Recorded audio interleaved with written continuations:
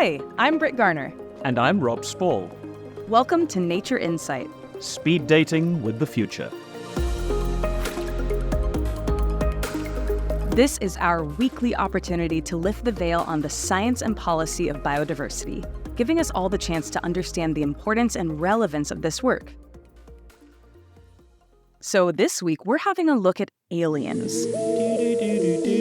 No, not the extraterrestrial kind, but the terrestrial and aquatic type that are here, living and thriving among us. This month, IPBES launched its report on invasive alien species, which is the first ever global synthesis on this scale. The report examines the drivers, types, and impacts of species moved by people on their new habitats and ecosystems. It also offers a range of options and actions to successfully tackle these challenges.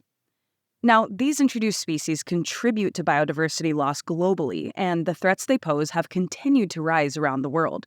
In fact, late last year, the newly agreed Global Biodiversity Framework set a specific target for the world to, quote, eliminate, minimize, reduce, or mitigate the impacts of invasive alien species on biodiversity and ecosystem services. One of the most positive parts of the new global biodiversity targets is exactly how specific they are. The one that you mentioned gets even more concrete. It commits governments to, and again quoting here, reduce the rates of introduction and establishment of invasive alien species by at least 50% by 2030. And that's a really ambitious target. But for those of us not familiar with the subject as a whole, let's break it down. What are we actually talking about here when we talk about invasive alien species? Right. It's a really good question and place to start because there's two major pieces here. We have the invasive part, so the fact that we have the species causing harm in some way, usually to humans, but also to ecosystems and non-human species as well. And then there's also the alien part, or the introduced or non-native part, which is just saying that, you know what, this is something that does not usually live in this area. And in the case of invasive alien species, almost always due to human behavior or transportation in some way. Give us a couple of examples, so we can make this even more real. Yeah, absolutely. So, many species that are labeled invasive are pretty noticeable. For example, Japanese knotweed that spread throughout fields and gardens in Western Europe. Yeah. Sometimes it's really obvious. I grew up in Florida where we have several introduced python species that have become a problem in the Everglades National Park, which is itself an at-risk ecosystem. Besides just terrifying the human populations nearby, the non-human issue with these reptiles is how much and what they eat. They can eat endangered birds and other Floridian wildlife, sometimes in massive numbers. People have actually been out to literally hunt these pythons.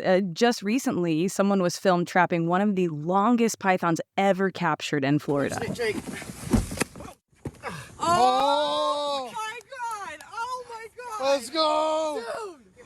God damn! Brit, I later found out that was over 5.5 meters in length. So I'm going to guess they were surprised by the scale of the problem. Yep, see what you did there. Thank you. Yeah. Not a fan.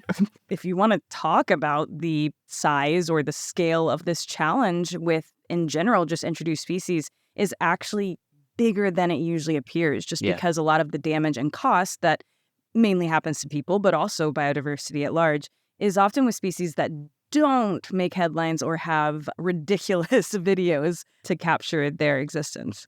And Brit, when we talk about the size of the problem again, it also takes me back to the fact that the report that we're talking about here on invasive alien species was also almost correspondingly a massive task. Oh, absolutely. What was it? More than 80 experts from about 50 countries working for more than 4 years. And at the end of the day, this is an assessment that's more than 800 pages. So who are we going to be talking to about this today? So we're going to speak to Professor Helen Roy, who's the co-chair of the IPBES assessment on invasive alien species. As I found out, this is a subject that has always captivated her.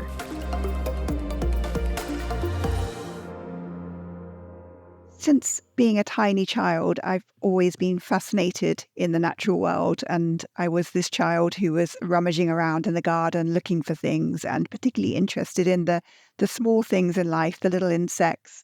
and plants and the interactions amongst these different species. And after studying biology at university, I did my PhD on community ecology. So this was just a dream for me, spending my time just exploring and getting excited about the ways in which different species interact with one another.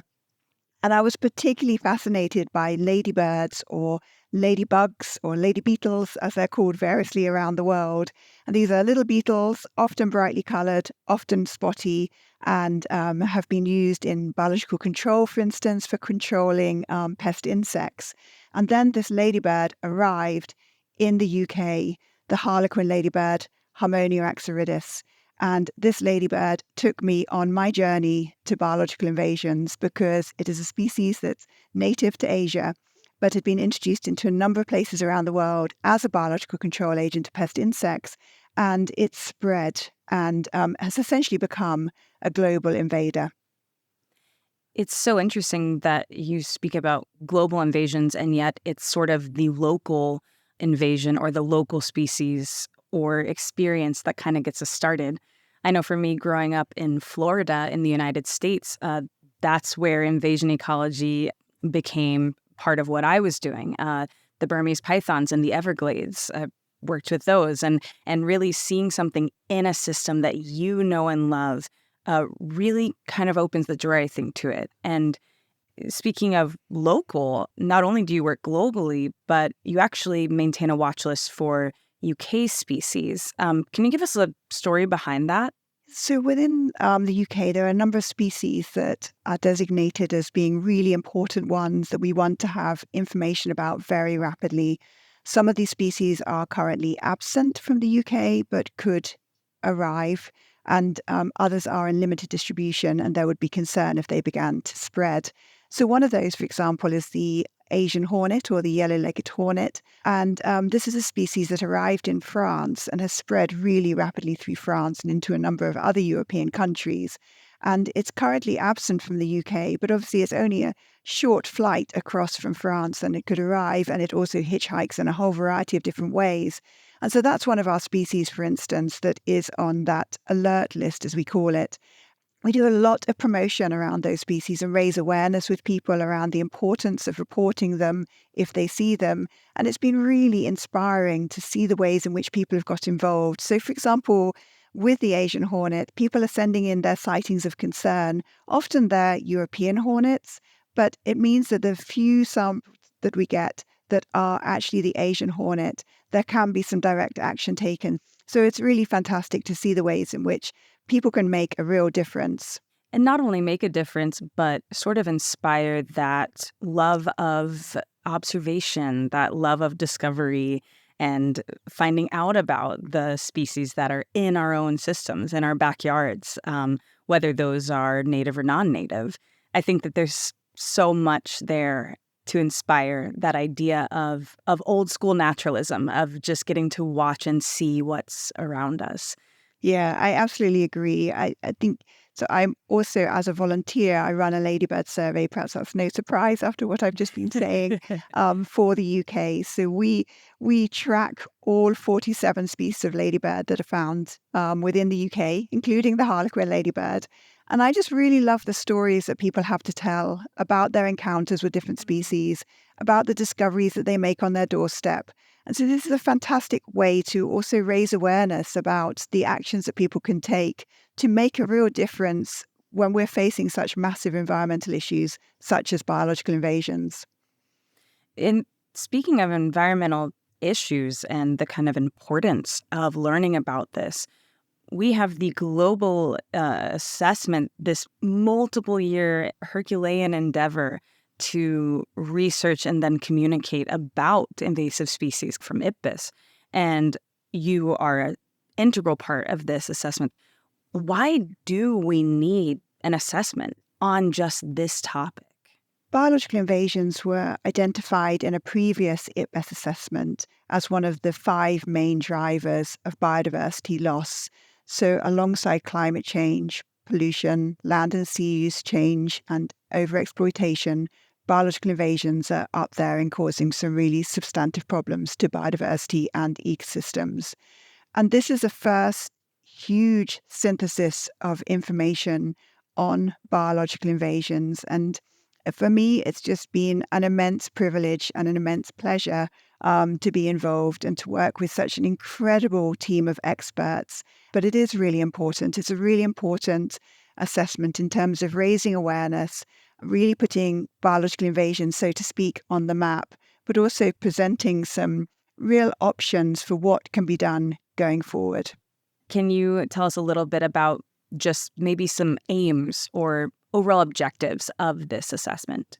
As an assessment team, we're buzzing with the excitement to be sharing all of our findings in the coming months, and we can't wait to do that. But just as a very, very broad overview, we have 6 chapters. We have a chapter on trends. We have a chapter on the drivers and a chapter on the impacts of biological invasions. We have a Herculean chapter on management, and then a final chapter looking at future options. We also have compiled the information from that into a summary for policymakers, which I have to say has the most amazing, I think, visualizations within it as well. So I hope that people are going to really enjoy that and see how we've brought to life the huge number of references that we have read. I think it's 13,000 references that we've compiled within this report.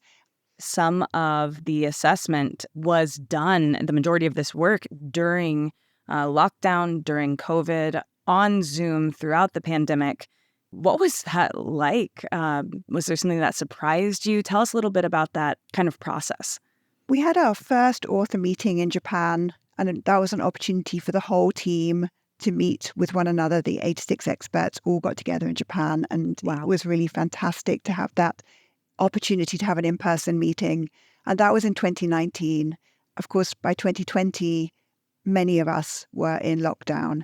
And so our second author meeting was an online meeting over 8 days, covering all the time zones as much as we possibly could do.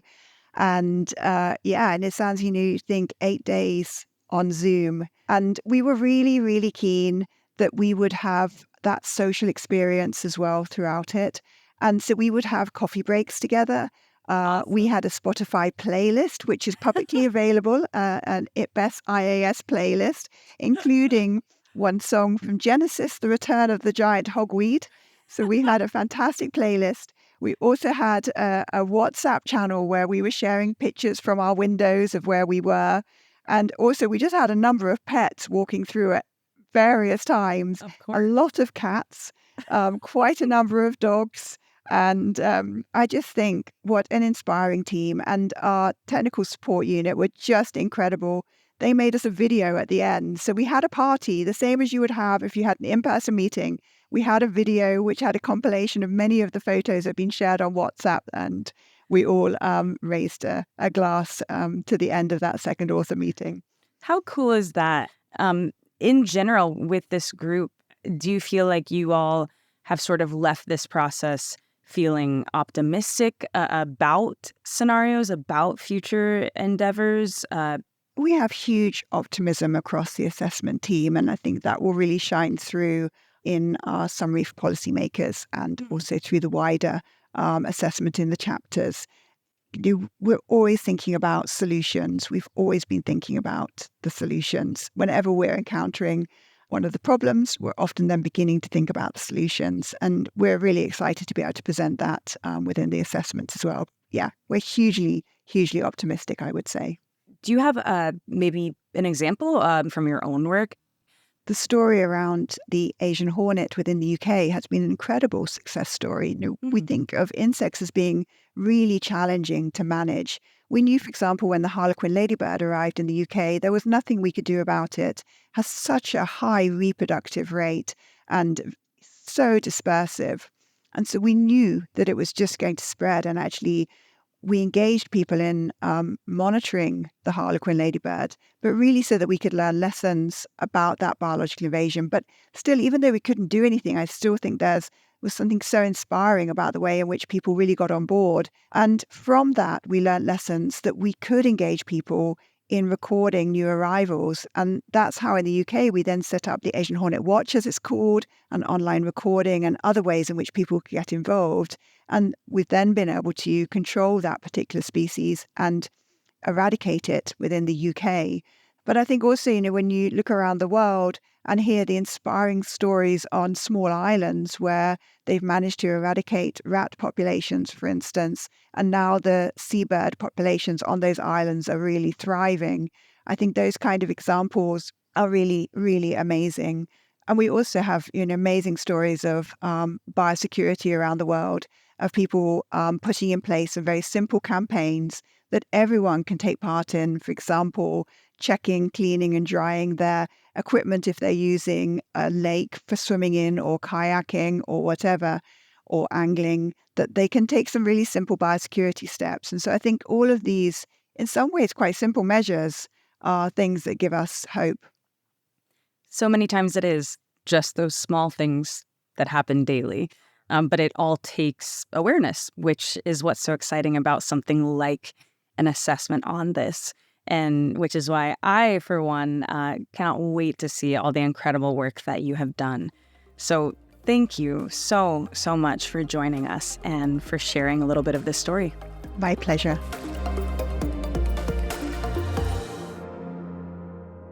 Great interview, Brit. Helen is one of the IPBES experts who I always find so inspiring. She's got such an amazing amount of hope and enthusiasm, and she's so focused on solutions and in some rather difficult areas in terms of addressing issues and repairing damage to our environment that are really significant. Oh, definitely. It's also really good to hear how individuals are able to take some actions themselves at a personal level to address the spread of invasive species and to help protect biodiversity.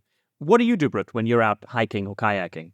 So it really comes down to, just as Helen said, this sort of biosecurity, just awareness, just cleaning off the side of a kayak if you've been in one water body before moving to another, checking your pants if you're walking through a place where potentially there are seeds or something else from a plant species to move back and forth. Humans move globally, and it's just remaining aware of, what's on us and what we potentially have touched and taken with us to the next point. And IPBES is often asked when we do these big global science assessments, what about me as a person or my community or my family? What can we be doing?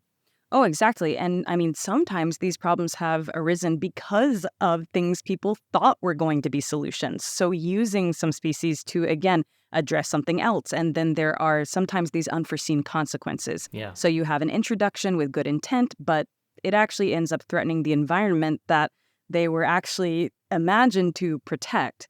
And this is where it gets really tricky. Now, Dr. Maria Loreto Castillo is a postdoctoral researcher and botanist who's looked closely at exactly this and has actually discovered how some invasive species have even become treasured despite the damage they cause.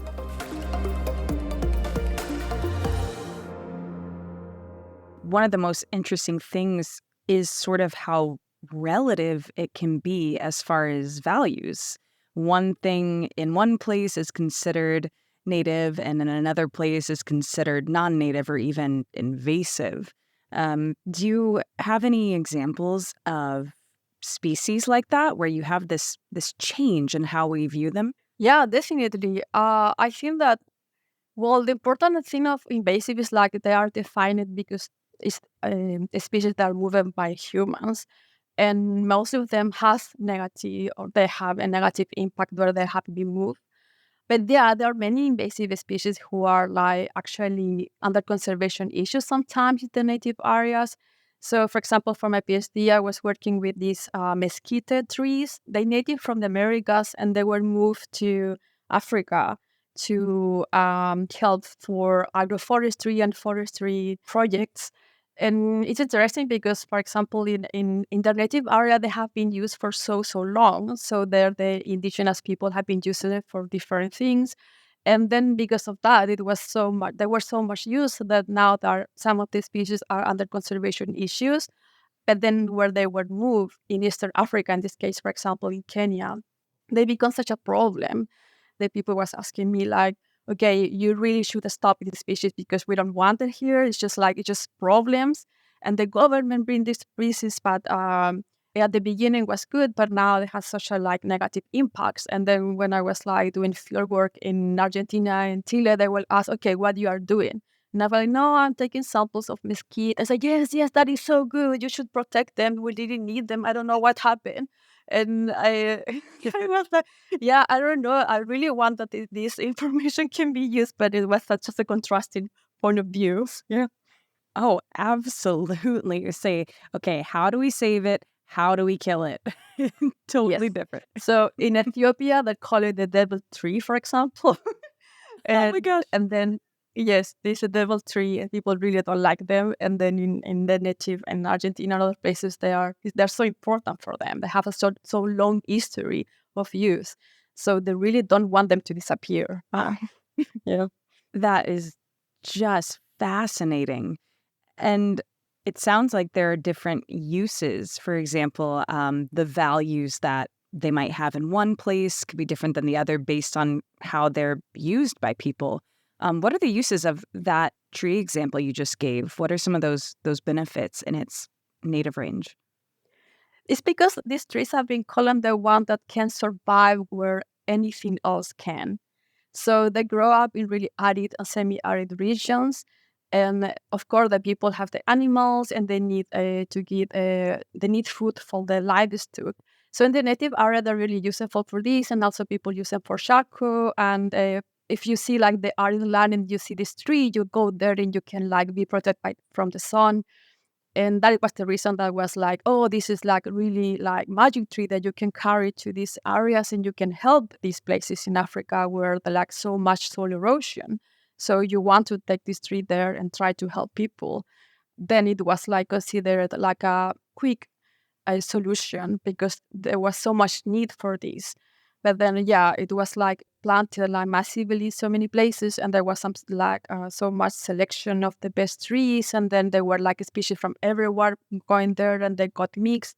So people at the beginning perceived the benefits of them, but then like actually now they're expanding too much and they're getting into my garden, and now I cannot move my animals to the river, and now I cannot cross or use the land where I used to, or all my generation, for example, in case of like nomadic people, they cannot move anymore through there because the tree has such a big thorns.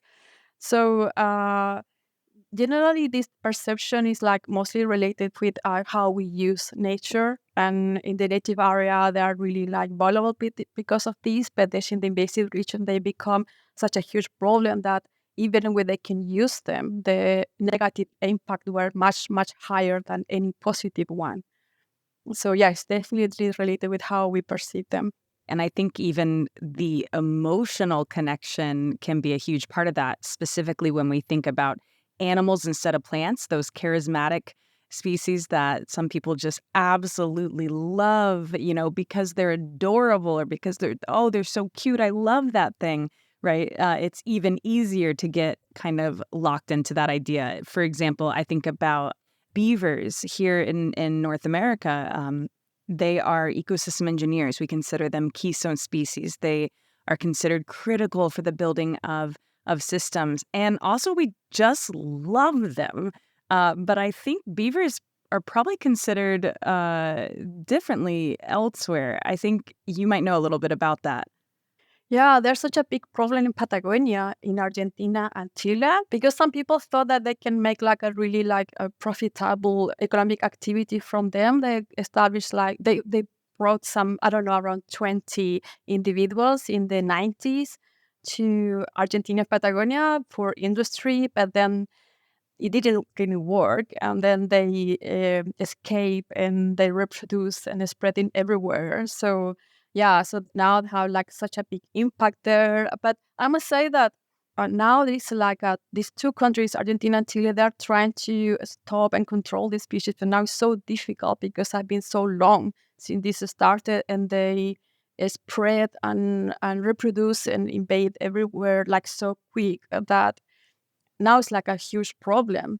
But I think that I read in some place that some study that even if they ask the people, like they still find them cute. And then only if they see the negative impact like affecting them directly, they can maybe change the opinion. For example, I was reading that it's like some ski resort that is called Beaver Ski Resort Castor. So people still appreciate them, and they don't see the, maybe I think that one occasion was like there was such a big problem because of this big dam that one city until they didn't have electricity because it was everything just destroyed.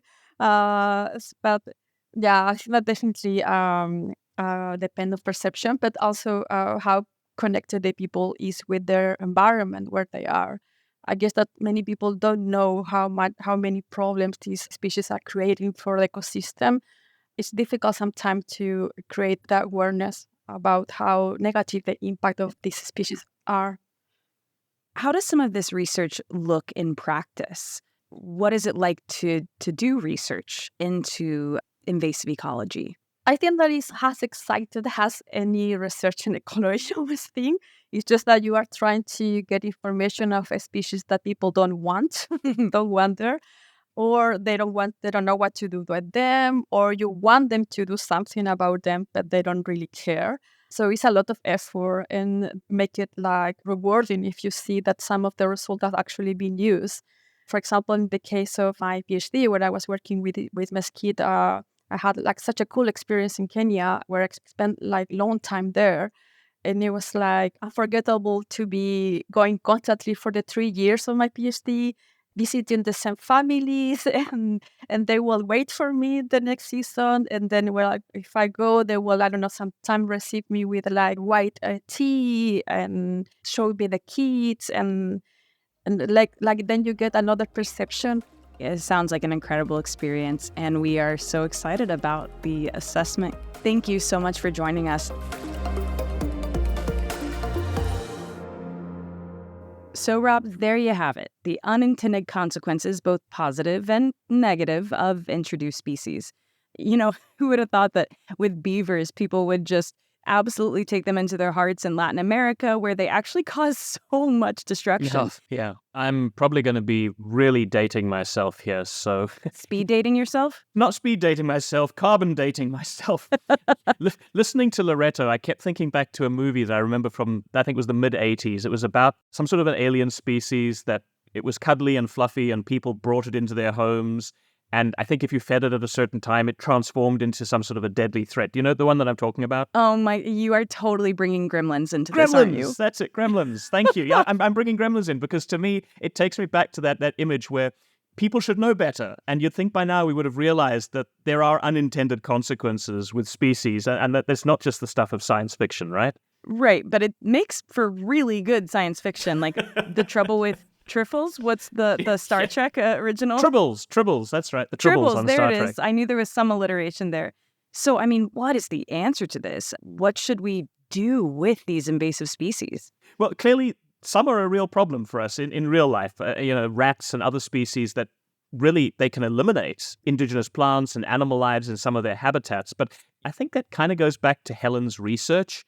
That knowledge, that awareness, and that monitoring gives power to understanding and dealing with some of these issues. Big time, and involving multiple stakeholders, as we have discussed during this season and also just throughout the work of IPBES and this wider community. You know, there are going to be different needs based on the different groups that are impacted. Yeah. As we heard, you can have something totally different in one region as far as the values of a species and even their potential, use or benefit, that is then totally upended in a place where they have been introduced by people. That's really tricky. It's a really nuanced issue. I mean, we're talking about particularly difficult problems in some parts of the world where some communities have a very strong attachment or even a bond to a particular species that may not be a native species, and that for other communities, that species may be a real problem, and to try and reconcile some of these issues and these values. Right, and that species itself didn't ask to be moved and doesn't necessarily know it's somewhere different. It's simply trying to exist. It's trying to live and do its best. And, as Helen mentions, this is clearly a potentially good news story. There is hope and there is optimism in thinking about how to manage and deal with a problem that humans have caused. Humans move, and that means other species move. And Again, this is why for me it is so exciting to have an assessment, to have such carefully done intentional work on the subjects with all of these different experts to talk about these very real conflicts of values and needs when considering these and also just all of the species of life on Earth. And that's it for this edition of Nature Insight, Speed Dating with the Future. I'm Brit Garner. And I'm Rob Spall. Next week, in the final episode of Season 3 of this podcast, we're going to be looking at how young people are increasingly taking leading roles on environmental issues, and specifically what that means for IPBES and the science of biodiversity. In the meantime, you can learn more about IPBES's work on www.ipbes.net or on any of their social media channels. Just search for @IPBES, that's @IPBES. Thanks for listening, and we'll be back next week.